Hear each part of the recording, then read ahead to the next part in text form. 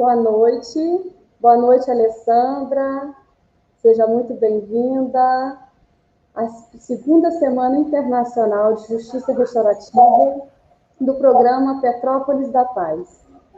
Alessandra, essa semana a gente sabe que é celebrada durante todo esse período, né, dessa semana, ocorrendo em diferentes países, como Canadá, Nova Zelândia, a África do Sul, Japão, e Petrópolis se integra a este movimento internacional, realizando atividades para divulgar e consolidar os princípios e ações da justiça restaurativa. Ontem, Alessandra, nós recebemos o Pedro Escuro, precursor da justiça restaurativa do Brasil, China e Angola, né? E agora em Angola, olha que honra. Ontem também nós recebemos o Evandro Macedo, que é seu parceiro de jornada, coordenador do Núcleo Central de Justiça Restaurativa, que contou a história do Degase, contou toda a caminhada do Degase, a parceria da região serrana, né? Porque tem uma sede em Teresópolis, atendendo 50% dos jovens dessa sede de Petrópolis. Hoje, mais cedo, nós recebemos uma professora, uma pedagoga, facilitadora, Eliette Oliveira, que contou a sua história, a sua trajetória de 6 anos na escola. Ela é professora há 20 anos, mas há 6 anos ela descobriu, encontrou a justiça restaurativa e começou a levar para a escola. E que riqueza de história, que riqueza de trajetória também que ela compartilhou hoje com a gente. E agora estamos com você, Alessandra. E é um prazer estar aqui com você, representando o programa Petrópolis da Paz, que há 3 anos também vem trilhando caminhos sólidos, firmes, com a coordenação da Elze Ellen. E para que esse evento acontecesse, nós contamos muito com a parceria do apoio do FONAME, que é o Fórum Nacional de Mediação, que recebem as mediações que nós encaminhamos quando as pessoas conseguem fazer no modelo virtual. Nós contamos com a Smart ID. Hoje, quem está representando a Smart ID junto com o Petrópolis da Paz é o João. Muito obrigada, João, por estar aqui com a gente nos bastidores. A Inovar Tecnologia Social e a Prefeitura de Petrópolis. Então, a gente agradece todos esses parceiros que contribuem, colaboram para que a gente possa fazer um evento de uma maneira tranquila, de uma maneira segura, para a gente e para as pessoas que passam por aqui para nos acompanharem. Então, Alessandra, eu vou te apresentar, vou ler aqui um pouquinho do seu currículo, sei que seu universo é vasto, né? A carreira não começou hoje, então se você quiser complementar, mas eu vou ler o que a gente colocou, seu mini currículo que nos foi apresentado, tá bom? Okay. Alessandra é terapeuta humanista e sistêmica, facilitadora da pedagogia do cuidado e reconciliação, sócio-educadora. Desde 2017, compõe a equipe de justiça restaurativa no Centro de Defesa dos Direitos da Criança e do Adolescente, SEDECA. E também é voluntária da CVV Comunidade, Centro de Valorização da Vida. Quanta história passa por você, né?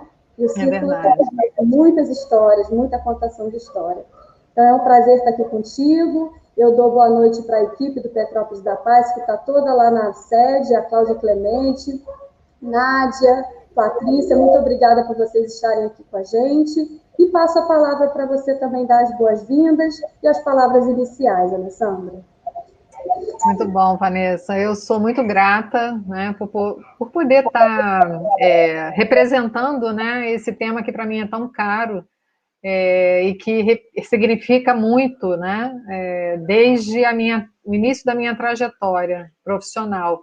Ainda que eu tenha começado também a atuar muito cedo como voluntária na minha própria comunidade. Isso me deu um senso, né, de responsabilidade muito grande, que normalmente a gente não encontra nos meios acadêmicos, né, nas instituições, ainda que eu tenha passado por todos os segmentos, né, institucionais. Eu passei pelo primeiro setor profissionalmente, pelo segundo setor, né, setor público, privado, pelo terceiro setor. Atuei também no ambiente cooperativo, né, e hoje retornei profissionalmente para o terceiro setor. Então, dizer que eu estou muito feliz, eu honro essa oportunidade, assim como eu honro a vida, né, e aqueles que vieram antes de nós, que construíram esse caminho, que nos facilitaram, né, esse percurso. dizer que o meu currículo não me define, né? Apesar de eu valorizar cada etapa, cada momento, cada passo, mas importa são as trocas e o que a gente faz com esse percurso, né? Então, muita gratidão por estar aqui hoje. E nós que agradecemos a vocês nessa caminhada, vocês estão há muito mais tempo, nós começamos esse trabalho no programa em 2017, há uma lei de 2017, né, 7.532, então o SEDECA, o DEGASE, tem uma história muito mais atrás, então a gente honra muito isso e a gente agradece também por termos participado com vocês da formação que recentemente vocês ofereceram e nos incluíram nessa formação. Então, muito obrigada, Sandra. E então deixo você para falar do tema, né, a dimensão comunitária da justiça restaurativa e para contar um pouquinho também da sua trajetória, do trabalho realizado no SEDECA. Vão surgir algumas perguntas e no final a gente pode trabalhar essas perguntas, os comentários vão ser colocados aqui, você vai acompanhar, e daqui a pouco eu retorno, vou ficar aqui nos bastidores acompanhando e estar com você esse espaço para compartilhar a sua sabedoria, a sua história, os desafios encontrados, enfim, tá bom? Tá bom, obrigada, Vanessa. Qualquer coisa, é só chamar que a gente retorna aqui. Tá joia. Bom, minha gente, muito boa noite. Com chuva, né? Nós, cariocas, estamos vivendo alguns momentos inusitados, né? Estamos numa temporada aí bastante agitada com a pandemia, né? De muita complexidade. Uma oportunidade da gente ressignificar muitas questões, os nossos próprios conflitos, a convivência, né? Então, é com muita alegria que eu vejo, né, esse portal aqui aberto para a gente falar sobre o que, para mim, né, representa um jeito de ser, um novo jeito de viver. Não dá para a gente falar de justiça restaurativa sem que a gente cumpra esse propósito de trazer todo esse arcabouço, todo esse aparato para a nossa própria realidade, né? Para quem a gente é, como a gente vive, como a gente convive com os demais, né? Então, falar de justiça restaurativa é trazer um pouco da minha experiência transformadora, né? De como eu transformei o meu próprio olhar sobre as minhas próprias questões pessoais e do quanto eu consegui transformar esse meu olhar também para o entorno onde eu vivo, né? A comunidade aqui na Ilha do Governador, que fica num lugar que muitos consideram privilegiado porque a gente tem um aeroporto internacional, né? Mas logo depois da entrada desse aeroporto internacional, tem um sistema, um polo, né, socioeducativo com pelo menos 6 unidades, né? Unidades de privação de liberdade. Então, isso, desde cedo, me impactou muito a convivência comunitária. Me impactou muito a minha existência, né, dentro do meu entorno. Como é que a gente pode viver num bairro onde existe adolescentes que estão, apesar da sua fase peculiar de desenvolvimento, privados do sentido da vida, né, da liberdade, de tudo que é mais digno. É lógico que isso acontece por uma razão, eles estão ali tutelados, né, protegidos, salvaguardados, para que haja uma experiência de ressignificação dos conflitos, né, para que eles possam pedagogicamente buscar estar num outro lugar, rompidos os acordos contratuais sociais, né. Então, desde cedo isso me incomodou muito. Eu tive uma família que foi muito atuante, tem uma família que é muito atuante ainda hoje no nosso entorno comunitário. A minha avó, junto com os meus pais, e eu e 2 irmãos, fundamos uma instituição que tinha um cunho social, comunitário, de cuidado, né?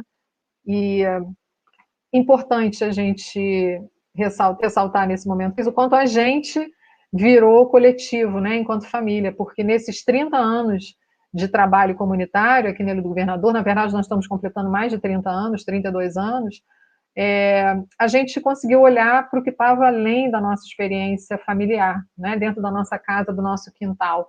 Então, desde adolescente, eu comecei muito cedo, né, a perceber que existia dor, que existia sofrimento, né, que existia conflito, especialmente atrás dos muros enormes, né, que o DEGASE, o Sistema Socioeducativo, né, o Departamento Geral de Ações Socioeducativas, guarda dentro desses muros.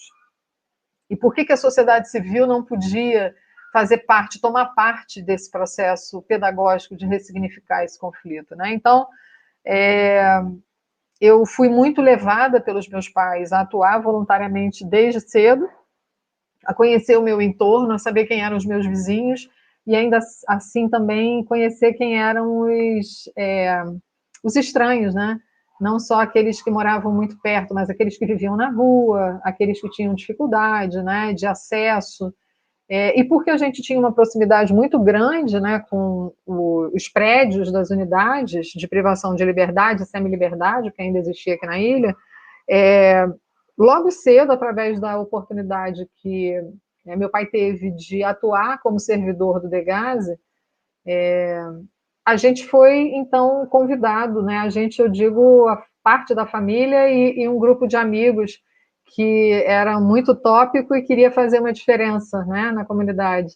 Então, éramos um grupo multidisciplinar, com várias formações, educadores, profissionais da saúde, produtores, né, culturais. Então, a gente se reuniu, desenvolveu uma metodologia que a gente nomeou de valores humanos, né, muito conectada com a proposta de educação, né, e começamos a visitar alguns adolescentes que ficavam sem a oportunidade de ter contato com as famílias aos finais de semana.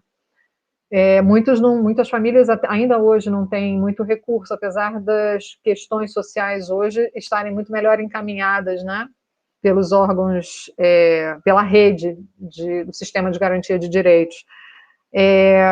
Então, assim, a gente, durante quase 20 anos, experimentou estar aos finais de semana, sábados e domingos, em unidade feminina e unidade masculina, desenvolvendo essa metodologia. Eu tenho isso muito organizado para transformar num livro, isso ainda vai acontecer, né? Que são as experiências que a gente tem comunitárias, né? Ainda não tinha justiça restaurativa, mas tinha uma proposta muito forte de inserção comunitária dentro da proposta da socioeducação. Nós éramos educadores, eu sou educadora, né? E me apropriei muito, antes de conhecer a justiça restaurativa, desse lugar que a socioeducação ocupa. Ela precisa ser uma educação sistêmica, ampla, para dar conta das complexidades, né? Para acolher a diversidade. Então, a partir dessas visitas, a gente aprendeu muito sobre todo o contexto jurídico, todo o contexto social, educativo, porque eu sequer sabia, ainda adolescente, jovem, né, que existiam escolas dentro do sistema, né, a partir de uma determinada época. E a gente foi aprendendo a olhar para a importância daquele espaço, mesmo diante de todos os conflitos que ele alimentava e representava, né? Como é que todos aqueles que estavam envolvidos com o cumprimento da medida socioeducativa tinham essa necessidade de inclusão, né? Não só os meninos, mas principalmente os meninos e as meninas, né? E as suas famílias também. Então, assim, eu busquei, né, esse trabalho como uma proposta de vida. Nós começamos a sensibilizar a comunidade no entorno, que era assim, muito agressiva, muito violenta mesmo em relação ao sentido, né, questionando o próprio pertencimento ali naquele contexto, né, comunitário. Por que muros altos? Por que meninos aqui? Por que essa situação perto da minha casa, né, eu exposto à violência? Então, a gente também pôde ouvir os moradores, a gente não polarizou essa escuta, e aí a gente foi desenvolvendo, né, muito esse trabalho comunitário a partir da vivência, da convivência com as experiências e narrativas que eles traziam para nós. Eles não só os meninos, mais uma vez reforçando, e as meninas, mas os agentes socioeducativos, os diretores de unidade, né, os coordenadores de projetos, todo o contexto que forma aquele corpo com alma, que é o sistema socioeducativo, né, que no início a gente acredita que não tem alma, mas depois a gente vê que tem bastante conteúdo, né, que está recheado de questões. Então, a partir daí, a gente foi só tendo a necessidade de se apropriar, né, porque a gente via que as medidas socioeducativas, elas não serviam muito aos meninos, né, então a gente se questionava, a quem servem essas medidas socioeducativas se não servem aos meninos e às meninas? E começamos a escrever, começamos a desenvolver ideias, né, a compartilhar isso dentro do próprio sistema. No início foi muito difícil, porque as nossas ideias eram consideradas muito anárquicas, né, eram consideradas muito libertadoras. O próprio diálogo com o menino, o próprio sentar com o menino e com a menina para fazer um lanche, né, era um desafio, né, dentro da proposta do protocolo das unidades, né. Mas a gente, aos pouquinhos, foi também sendo acolhido, as direções foram mudando, eu acho que eu devo ter, nesse percurso, passado por pelo menos 5 direções diferentes, a gente foi aprendendo, e vendo que as pessoas se perpetuavam também ali, né? Eu conheço pessoas no sistema socioeducativo que têm mais de 30 anos, né, de serviço. Então, ali tem um saber, ali tem um aprendizado, e ali também tem as dores, né? Como é que a gente fazia, então, para se apropriar mais profundamente dessa realidade? Porque nós éramos quase que ativistas, né? Nós não éramos especialistas, a gente não estava ali para cuidar de determinados temas, era tudo muito transverso, era aproveitar o que a experiência podia nos trazer, né?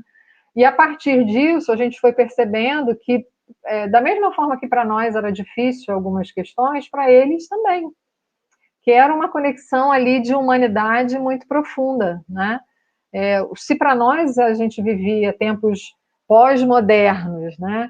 Líquidos, né? Binários, em que tudo tinha um posicionamento, ou era certo ou era errado, ou era alto ou era baixo, ou era gordo ou era magro, para eles também tinha ali uma condição de não serem incluídos e percebidos e vistos, né? Era uma invisibilidade. Então, nos nossos encontros, a gente tinha muita oportunidade de resgatar boas memórias, né? De reconstruir, muitas vezes, as próprias narrativas a partir da valorização do pequeno, do pouco, que ninguém olhava, né? A importância de uma mãe, a importância de um irmão, de uma avó que era cuidadora, coisas muito simples, né? Coisas que fazem parte do nosso cotidiano comunitário, sabe? Mas que a gente não divide no profissional, que a gente tem uns protocolos assim, né? Então, a gente foi percebendo oportunidades, estratégias de inserção, né? A necessidade do pertencimento ou morte, né? E muitas vezes a exaltação das soluções de força, que na verdade não compunham muito com as possibilidades de diálogo que a gente queria, né?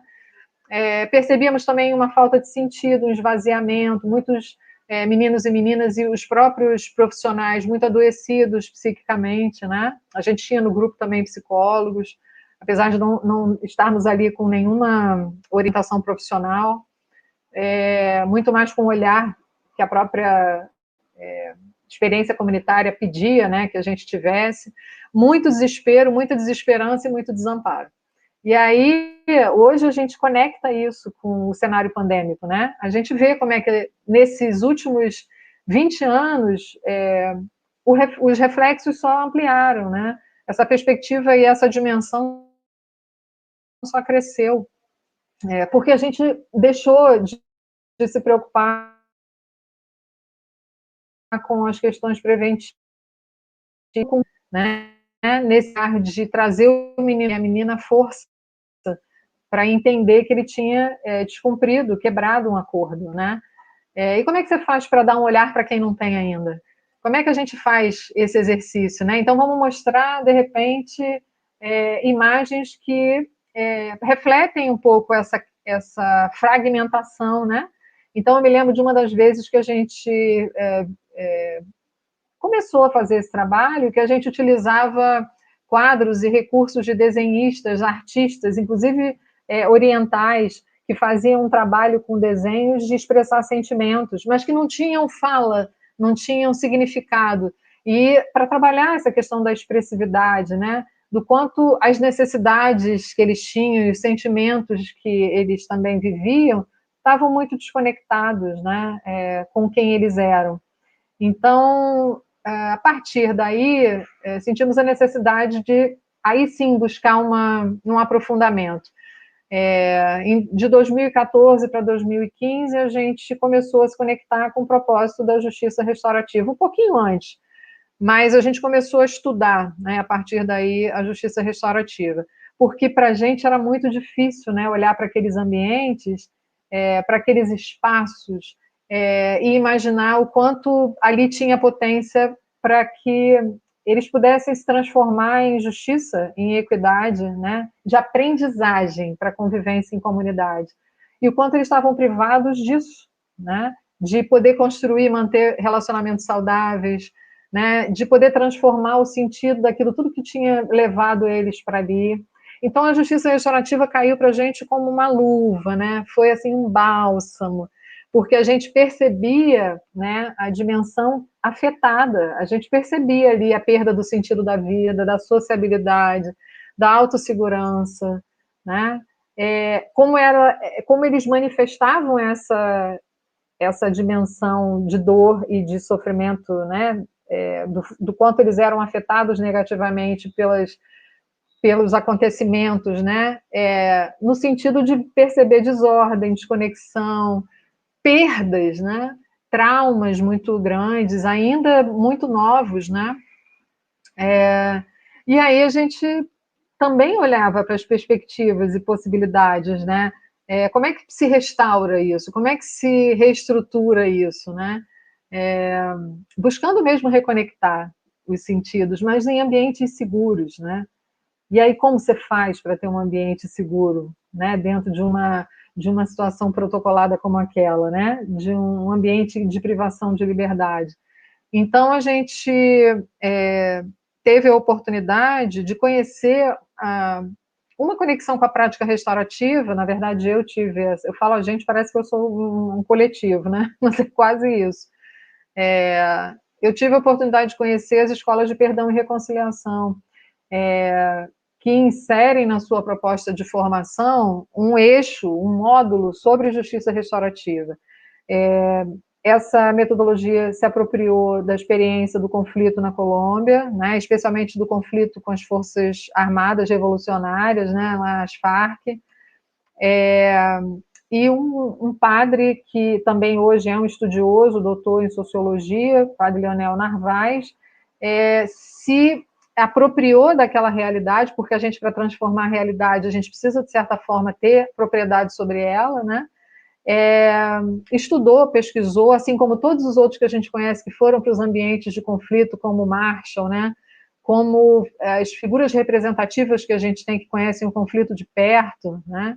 Que são nossos professores hoje, o próprio Dr. Pedro Escuro, né, que eu leio incansavelmente também, mas que olharam para o conflito, né? Então, o padre Leonel foi até a origem de alguns espaços muito conflituados e entendeu que precisava recombinar essa convivência, né? Novos combinados não seriam pesados para ninguém. Então, houve um momento em que os guerrilheiros começaram a voltar, né, para essa tentativa de se responsabilizar pelos atos cometidos, né? Foi criada uma lei de vítimas, né, para que as vítimas pudessem se colocar. houve uma possibilidade de ressarcimento, de reencontros, assim como a Comissão da Verdade e da Reconciliação na África do Sul, conduzida pelo Desmond Tutu, né? Em que, assim, dores incomensuráveis, né, traumas e perdas que a gente não tem a dimensão, puderam ser acolhidas, né, e a aproximação de vítimas e ofensores muito ouvidas por ambas as partes na tentativa não exatamente de encontrar um acordo, mas de promover, né, a escuta no lugar de cada um, né, da desconstrução, muitas vezes, dos mitos que foram criados, né, com o conflito, para que houvesse uma ressignificação e uma transformação, né, a partir desse encontro. Então, uma imagem que me é muito cara e que me ficou da formação das escolas de perdão e reconciliação é a de uma psicóloga americana chamada Olga Bocharova. Na verdade, ela fez esse trabalho nos Estados Unidos, em que ela desenha os passos da vingança para a reconciliação. E esse é um trabalho que foi muito... se apropriou, na verdade, a Asperi se apropriou desse trabalho da Olga para desenvolver o seu conteúdo. Então, ele consiste em assim, reconhecer as etapas, os ciclos de agressão, e depois o caminho que a gente pode ter para uma possível restauração, uma possível reconciliação. Então, nós ficamos numa espécie de ciclo vicioso, né, em torno do que foi a violência que foi cometida ou sofrida, entre o choque, a negação, a dor, né, até que a gente se conscientiza das perdas, a gente reprime muito essa dor, né, sente o medo, fica com raiva, né, se culpa, e a gente parte, então, de alguma forma, para buscar entender o que aconteceu, às vezes através até de um desejo de justiça, né? Cria mitos, desumaniza, né, as pessoas, e fica até nesse ciclo, incansavelmente, até que a gente consiga expressar essa dor, e reconhecer o luto e as perdas, né? E aí, saindo desse ciclo vicioso agressivo, né, a gente começa expressando a dor, aceitando a perda, reumanizando esse inimigo, né? Não fazendo mais aquela pergunta, por que eu? Mas por que aconteceu, né, isso? E por que ele fez isso? Quer dizer, eu incluo o outro, eu não me vejo só nesse processo, né? E aí eu assumo o compromisso de assumir novos riscos, né? Busco responsabilidades e busco também, de alguma forma, revisando essa história, estabelecer um novo percurso, né? Isso só me traz a possibilidade de me reconectar comigo mesmo também. Diante da perda de sentido, isso retoma, né, um espaço de vazio que existia, né? E aí, depois das escolas de perdão e reconciliação, eu pude me conectar com um convite num edital público aberto que o Centro de Defesa dos Direitos da Criança e Adolescente, SEDECA, aqui no Rio de Janeiro, abriu. Me candidatei, fomos selecionados, né, éramos uma turma muito potente, de todos assim, componentes do sistema de garantia de direitos. Eu, pela educação pública, eu trabalhava na Secretaria de Estado de Educação à época, mas com pessoas da Defensoria Pública, do Ministério Público, da educação do município, conselheiros tutelares, agentes socioeducativos.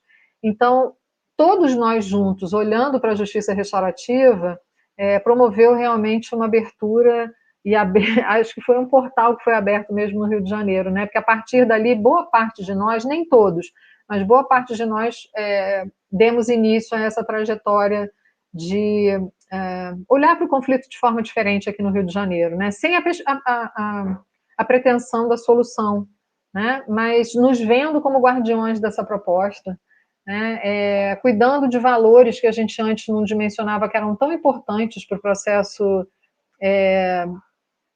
da justiça, de uma forma geral. Eu ia falar o judiciário, mas no processo de justiça, né? Então, a justiça para a gente passava a ter um outro sentido, né? Ela vinha para nós como um valor, e a gente procurava olhar para ambas as partes, mas especialmente para aquelas vitimizadas, ambas as partes, eu digo vítima e ofensor, mas principalmente para as mais vitimizadas, para o melhor que elas tinham, né? Então, a gente precisava fazer esse autocuidado também, como facilitadores e guardiões, né? Mas olhando para a dimensão do ser integral, né? Como a nossa professora Kay Pranes traduz muito para a gente na roda da medicina, no exercício, na prática da roda da medicina. Nós não somos só um corpo, né? Nós somos um corpo, isso é muito importante, mas também somos pensamento, também somos emoções, sentimentos, e também temos as nossas necessidades de conexão com o sagrado. E eu não estou falando de religião, né? Estou falando de uma dimensão muito mais ampla de espiritualidade. E aí, nesse percurso, eu acho importante ressaltar isso. Eu fui me conectar com uma ferramenta que muito pouca gente conhece, né? Que é o PIA, o Plano Individual de Atendimento do Adolescente, enquanto ele cumpre a medida socioeducativa. E o quanto esse replanejamento, né, que é muito conduzido pelos técnicos, mas que a família, a sociedade civil também podem compor, o quanto ali tinha dimensionadas essas áreas integrais, né, do ser. O quanto ali tinha uma perspectiva de espiritualidade que nada tem a ver com religiosidade, até o sentimento de religiosidade, sim, mas não com a prática religiosa, exatamente, né? O que acontece muito dentro do sistema, né? Mas mais um cultivo dessa conexão com algo que é transcendente, né? E aí partimos para essa formação continuada, fomos para seminários internacionais, conhecemos as referências, né? Me lembro da gente indo, como o Evandro sempre ressalta, né? Para Santos, para um seminário internacional promovido pelo Laboratório de Convivência, com a Mônica Mumi, que é sempre uma referência para nós também, né? Nesse lugar de sensibilizar e ampliar o entendimento sobre a JR no Brasil, no mundo, né? Então, essa formação continuada, ela passou por essas experiências, por essas trocas, até que eu cheguei profissionalmente a convite para trabalhar no SEDECA, facilitando os encontros restaurativos, né? Então, nós nos propusemos a trabalhar com derivações de casos, e em conjunto com instituições como o Ministério Público, por exemplo, que tem o seu núcleo de mediação de resolução de conflitos, né? E tentar desenvolver e sistematizar uma proposta que, na verdade, não cabe muito dentro das instituições, né? Ela é muito mais ampla e comunitária, mas que precisava de um acolhimento, que precisava de um cuidado. Então, o SEDECA fez e faz isso brilhantemente até hoje, né, no cuidado com toda a perspectiva integral do ser, né, mas principalmente respaldando a acessibilidade, né, cuidando dos direitos, né, porque a infância e a juventude, hoje, minha gente, a gente sabe que são os menos favorecidos, né? Não são só aqueles que muitas vezes não têm o que comer, mas a gente não considera o menino e a menina, o que eles pensam, o lugar de saber deles, né? Nem na escola a gente consegue fazer isso. Então, é uma retomada, né? Do que o Estatuto da Criança e do Adolescente preconiza. Então, nesse lugar, a gente vai assumir um papel de guardião também, um papel de zelador, né, de cuidador de todo esse processo, né, da garantia, da defesa dos direitos, né. Nós, como adultos, em tese, já deveríamos nos ocupar melhor disso, mas a gente delega, né, a gente terceiriza, e a gente não assume esse lugar de protagonista, porque também é muito difícil, né. Essa semana eu me meti de novo numa tentativa de me comunicar com um jornal local da Ilha do Governador que publicou que estava tendo uma rebelião. Nós tivemos uma rebelião, eu falo nós porque é a comunidade, né? Eu sou parte dessa comunidade na Ilha do Governador, mas uma das unidades teve uma tentativa de rebelião, na verdade aconteceu, e aí eu vi os comentários das pessoas dizendo, olha, daquele jeito que todo mundo conhece, né? Porque tem que queimar tudo mesmo, que tem que morrer todo mundo mesmo, né? Mas uma infinidade de comentários, eu falei, eu já me meti em tanta briga, eu acho que agora eu vou ficar quieta, mas deu aquela coceira, falei, não, fui lá, publiquei assim, poxa, é tão mais fácil o lugar do julgamento do que a gente poder olhar para a gente mesmo, né? nesse lugar do conflito. Aí começou, porque você não leva para casa, porque você tem que levar para casa, bota lá na sua casa, né? E eu fui, assim, calmamente tentando me conectar, né, com esse lugar de dor também das pessoas que perderam violentamente seus entes, né, e que, ou se não perderam diretamente, indiretamente no seu contexto comunitário. No final das contas, eu recebi acho que uns 80 comentários e consegui interagir com alguns. 2 deles acabaram se interessando pela justiça restaurativa. Eu falei, então, tá vendo? Teve um lugar aí que favoreceu, né? Que ajudou, né? E, minha gente, assim, a partir disso, eu percebi que o trabalho mais importante era o de reconstrução de narrativas, né? O quanto a gente poderia colaborar de forma mais humana com esse processo, para que eles pudessem se ver nesse lugar de eles, os grandes precipitadores do conflito, né? Tão novos e tão precipitadores, né? Tão poderosos, tão potentes que são mesmo. Mas nesse lugar de assumir responsabilidades, né? No exercício pedagógico de redimensionar o presente, de acessar a própria dor e violência. Mas eu vou dizer para vocês que esse era um trabalho multilateral, tá? Eu precisava fazer esse mesmo acesso, enquanto eu estava naquele lugar de pedir a eles esse exercício.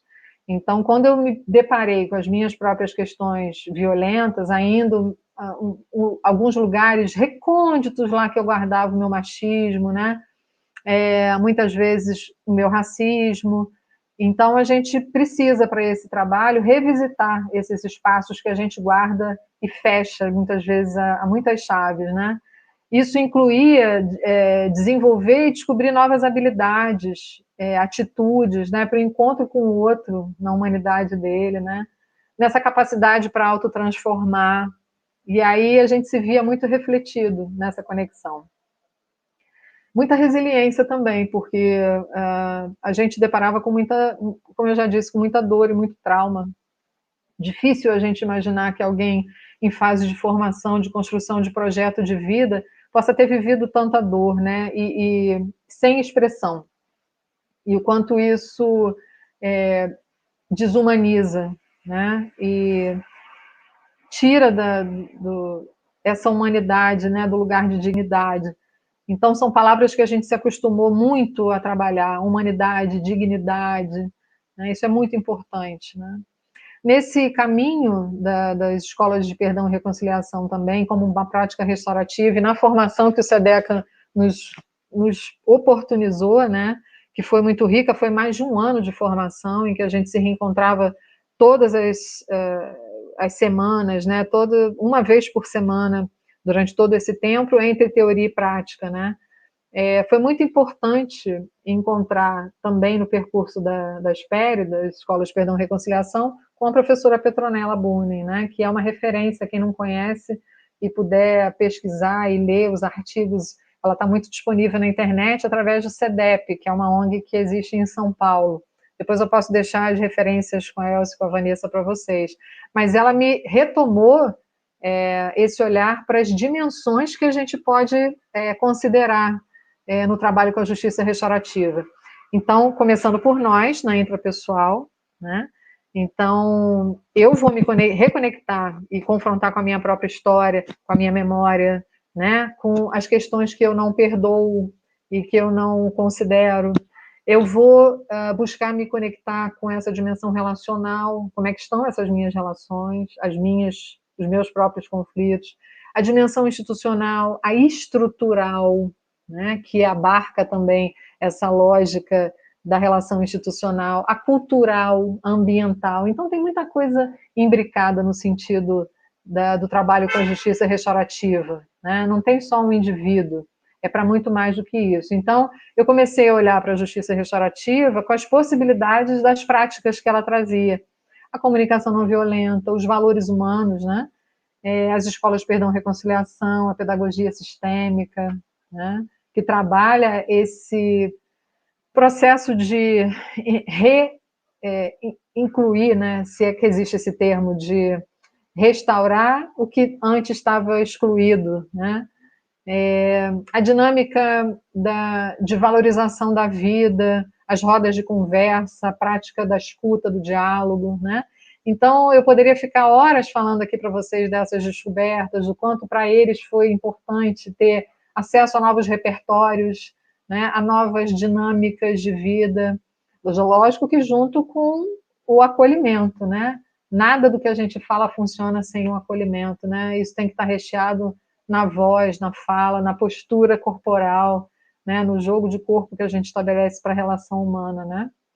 Então, as questões de pertencimento que eles tinham, ou de despertencimento, né, melhor dizendo, poderiam estar acolhidas com essa troca, com essa convivência, né, mais humana que a gente estabelecia, né, no exercício da escuta, muitas vezes que não era cotidiana, mas que era, quando presente, muito plena, né, com novos combinados, com a possibilidade deles se autoavaliarem, nesse lugar, de não avaliar só o outro, né, de se perceberem dentro desse contexto, né.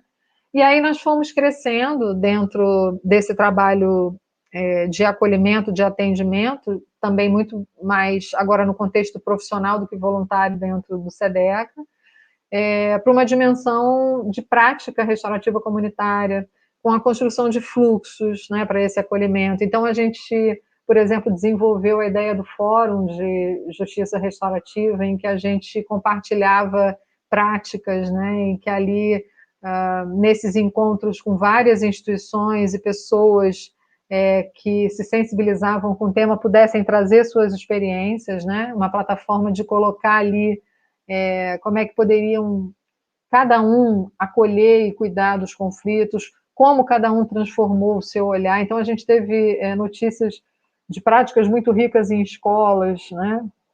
Foi aí que a gente conheceu alguns projetos e que a gente se integrou, né?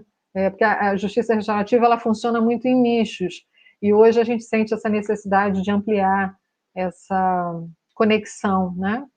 Então, prática restaurativa comunitária, a JR na dimensão comunitária, para mim, compõe hoje quase que uma nova ciência, sabe? E a gente precisa estudar muito para chegar nesse lugar da qualidade dos relacionamentos, né? Precisa fazer esse exercício da aprendizagem participativa, da tomada de decisões coletiva. E aí, minha gente, se quiser confundir isso com socialismo, tudo bem também, entendeu? Mas eu não tenho partido, não. Estou falando por mim mesma aqui, né? Eu acho que a premissa fundamental para esse trabalho com essas práticas são seres humanos mais felizes, né? Mais cooperativos, mais propensos a fazer mudanças positivas diante das suas experiências, construções, comportamentos, né? E é o que eu venho aprendendo muito nesse percurso, é um compartilhamento de poder, né? Enquanto a gente tiver isso tão verticalizado, menos horizontalizado, né? E que a gente tiver fazendo o que a gente quer fazer com pessoas, a gente está deixando de aproveitar a oportunidade de fazer para também, né? Na verdade, é fazer com, mas o fazer para numa nova modalidade, para que tenha um impacto social, para que as pessoas possam ter mais voz, escolhas, né, para melhores decisões. E aí a gente vê o trabalho da construção do projeto de vida da juventude chegando nesse lugar de ocupar o seu lugar de pertencimento para as novas gerações, né? E a gente vai parar de reclamar da política, a gente vai entrar num lugar de menos conformismo, né? A gente vai ampliar também a nossa perspectiva de presente e futuro, mas muito mais de presente, né? Não se prendendo muito ao passado e nem se projetando muito lá para frente, não, vivendo plenamente mais esse presente, né? Então, eu acho que era isso que eu tinha para trazer para vocês. Tem muita história ainda para contar, muita coisa que eu inseri junto com esse grupo, e hoje com o SEDECA que a gente está estudando e fazendo, como as rodas de conversa virtuais, né? Como o acolhimento às mães do sistema socioeducativo, como a parceria com uma instituição em São Paulo de nome ASEC, né? Que faz um trabalho com a infância e a juventude muito potente, com um movimento muito diferente chamado Saber Lidar, né? Com um movimento também chamado Tom, Tempo de Olhar para Mim, Então, a gente vem se conectando com essas propostas para a gente também poder acolher melhor quem vem pedindo para nós esse apoio, como as escolas. Então, muito bonito ver o movimento, né, que o Petrópolis da Paz faz, né, com esse redimensionamento do protagonismo na escola, né, do mobilizador do diálogo, né, de quem pode estar ali para ouvir e não só responsabilizar um único ente por isso, né? O professor não pode ser responsável por tudo.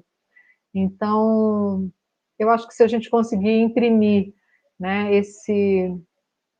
essa dinâmica do não julgamento, né, nos nossos planejamentos, eu acho que nas nossas execuções e realizações e idealizações, eu acho que a gente vai mais longe. Acho que é isso, Vanessa. Desculpa se eu passei do horário, mas se deixar eu vou falando a noite inteira. Fico à disposição para o que vocês quiserem trazer. Não estou te ouvindo. Fechei aqui. Mas que lindo, que jornada, quanta história, né? Que caminhada. E uma caminhada que começou na família, né? Você verdade. E continua. E continua, né? Todos estão convidados a conhecer também aqui na Ilha do Governador. Vamos sim. Assim que possível, a gente vai sim. Você trouxe o sentido de justiça como valor, né? Olhar para o melhor de cada um. Deve ser um trabalho muito encantador, porque é bem desafiador. Você trabalha com jovens que realmente, como foi colocado, foi negado a eles, né, muitos direitos. Foi negado a eles a própria dignidade humana, né, de cada um, dos seus familiares. Então, há muita falta, né, e por isso esse quadro que se apresenta, né? Mas quando eu escuto você falando que você trabalha e consegue, né, nesse dia a dia, nos círculos, nesse trabalho desenvolver com eles, assumir a responsabilidade, você falou, revisitar o eu verdadeiro, tanto seu quanto deles, né, cada um ali naquele movimento, resgatar o nosso melhor. Quando você contou da rebelião, eu também fiquei impactada quando eu vi na televisão passando, porque a gente está indiretamente, não tão próximo como você nesse trabalho, a gente está iniciando esse trabalho aqui por conta do CIMASE, mas pensar nesses dois pontos de vista, né, aquele que sofreu, aquele que está ali, né, tentando se resgatar, buscar um novo futuro, e então é impactante mesmo. Você também falou de eles terem a oportunidade de acessar novos repertórios, porque ao longo da vida eles foram se excluindo e sendo excluídos dos ambientes que estão ali, que era direito deles, né? E de alguma forma eles foram sendo expulsos, né? A própria natureza foi fazendo com que eles saíssem desse universo. Então, trabalhar esse acolhimento, essa escuta, as questões de pertencimento, do autocuidado, da autoavaliação, nossa, que riqueza, que riqueza. Como você falou, né, naquela conversa do Facebook, muitas pessoas se colocam, cada um no seu tempo, mas quando se consegue trabalhar com um, com outro, né, com dois, não importa quantos, né? A justiça restaurativa, quando chega, ela chega e nos faz nos revisitar o nosso eu, como a Kay Prentice diz, né? Nosso eu verdadeiro, que é bom. Sábio e poderoso. Né? A Cláudia Clemente colocou uma pergunta, João, se você puder colocar aqui para ajudar a gente. Isso. A Cláudia, que é a coordenadora da Câmara Pública, colocou o seguinte: como você avalia a interseção da justiça restaurativa e da mediação? No seu olhar, podemos considerar um grande chapéu? Que pergunta interessante, né? Eu penso que sim, mas eu não vejo. Eu tenho uma dinâmica que eu aprendi com o Centro de Valorização da Vida. Eu sou voluntária também na prevenção ao suicídio, né? Então, porque eu me conectei muito com essa história desde sempre dos meninos, das famílias, né? Da desesperança, né? Do desespero. Então, eu me conectei com uma proposta de atuação e que eu desenvolvo ainda hoje também como clínica, né? Como terapeuta que sou, de menos diretividade, de menor intervenção, por isso que a gente é chamado facilitador, né? porque o nosso papel, muitas vezes, não é resolver o conflito. Eu vejo o papel da mediação como muito importante, né? O terceiro elemento, sempre para compor, né, um novo olhar, porque está muito polarizado, né, está binário. Eu vejo isso como muito oportuno, mas eu percebo que para a gente fazer a transformação do conflito de fato, a gente não pode intervir com o que a gente acha que é o melhor. Né? Esse lugar do certo e do errado é muito desconfortável. É porque o tempo do certo é o tempo de cada um, é o tempo do despertamento de cada um, do despertador de cada um. Né? Uma hora o despertador toca, mas a gente tem que aguardar esse tempo, a gente tem que esperar junto e trabalhando a responsabilização, o lugar do protagonismo, da autonomia, que muitas vezes é um lugar de exposição. Eu não sei se vocês já pararam para pensar nisso. O quanto a gente se expõe quando a gente quer assumir esse lugar. O quanto a gente precisa estar digno, íntegro, né, para não sucumbir com as nossas questões, com os nossos passivos, as nossas perdas, os nossos traumas. Né? Então, eu considero, sim, que a JR e a mediação são valiosíssimas, né? Principalmente a JR com essa sistemática mais ampla, né, e sistêmica. Mas, e eu considero, sim, um grande chapéu, concordo com você, mas eu vejo que tem vários chapéus, vários formatos de chapéus. Tem um boné, tem um chapéu com uma aba mais larga, né, tem um chapéuzinho mais rústico, tem aquele que é mais coloridinho. Então, a gente tem que contemplar, e não sei se eu te respondo nesse formato, mas com menos propriedade para intervir e mais para acompanhar todo o processo. Então, um processo restaurativo, ele pode demorar muito tempo, como a gente tem casos que no SEDECA que duraram 2 anos ou um pouco mais, né? Mas durante esse tempo, o processo da transformação, ele vai acontecer muito conectado com a mudança possível daquele organismo fazer, com as atualizações que ele é capaz de fazer.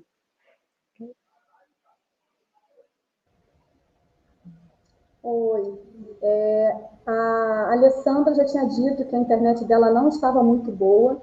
E acho que nesse momento, no final, ainda bem, né?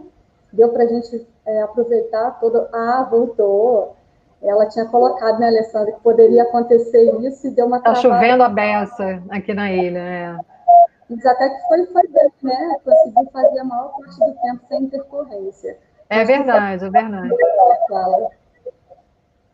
No finalzinho, eu só lembrei dessa importância da gente considerar, sim, a JR e a mediação como um grande chapéu, mas a gente considerar a diversidade desses tipos de chapéu, né? Então, a gente tem o boné, a gente tem um chapéu de aba mais aberta, larga, tem um chapéuzinho que é mais rústico, outro mais colorido, para a gente não desconsiderar essa dinâmica.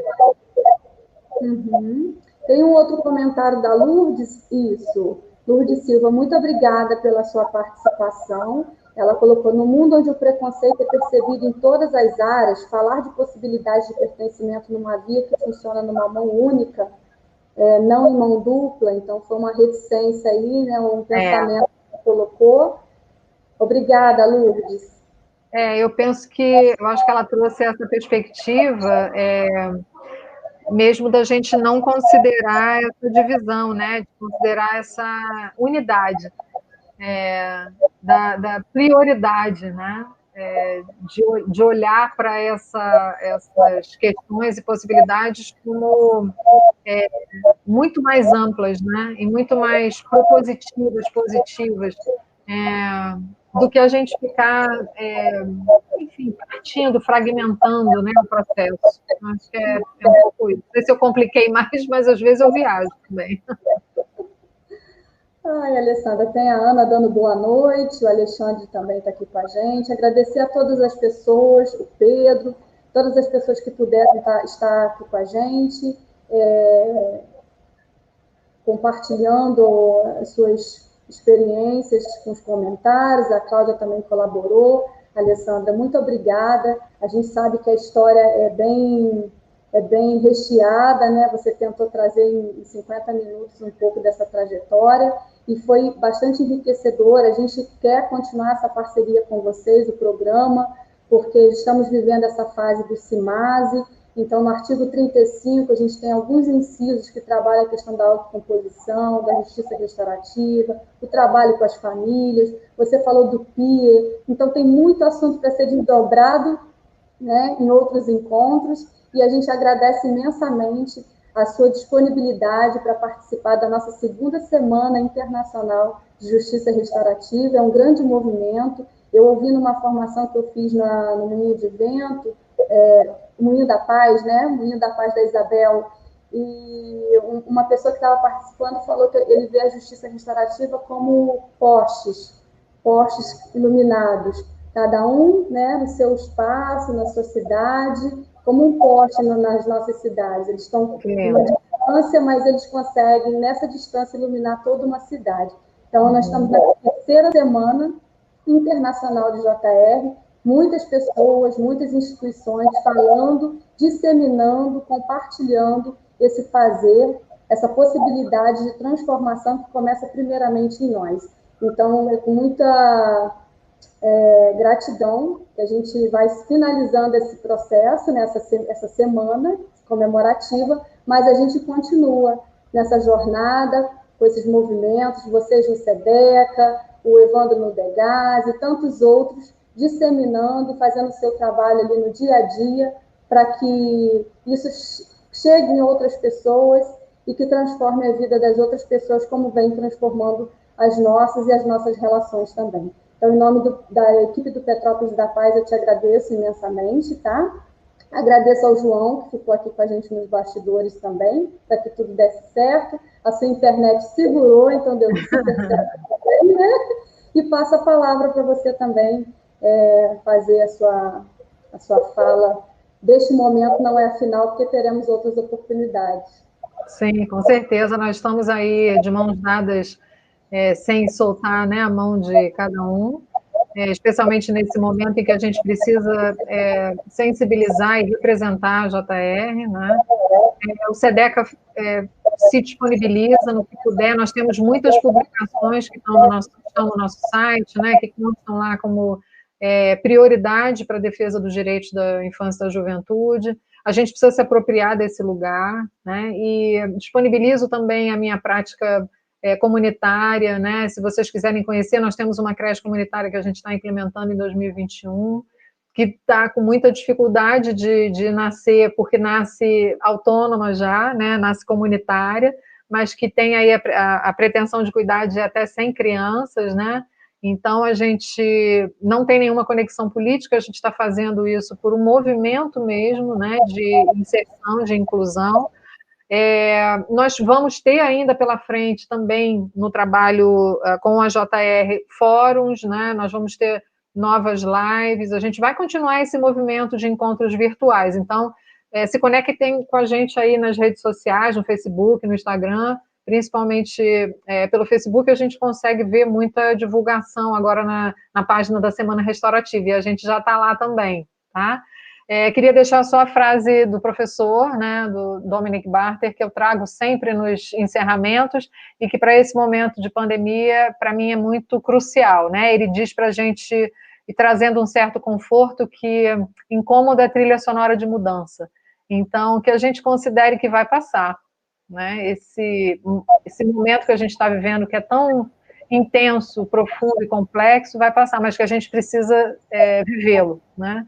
Então, é isso. Muito obrigada pela oportunidade e que a gente se reencontre brevemente, tá bom? Com certeza, Alessandra. Muito obrigada. Obrigada a todos e um excelente feriado para os estados que amanhã, com certeza, né, em alguns estados é feriado, outros não. E um excelente final de semana e até a próxima. Obrigada, Alessandra. Tchau, obrigada a vocês.